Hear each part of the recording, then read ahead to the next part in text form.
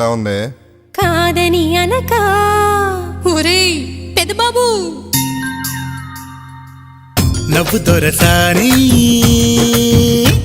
చిరునవ్వుల సవడితో నువ్వు సందడి చేయాలి, చిరునవ్వుల సవడితో నువ్వు సందడి చేయాలి.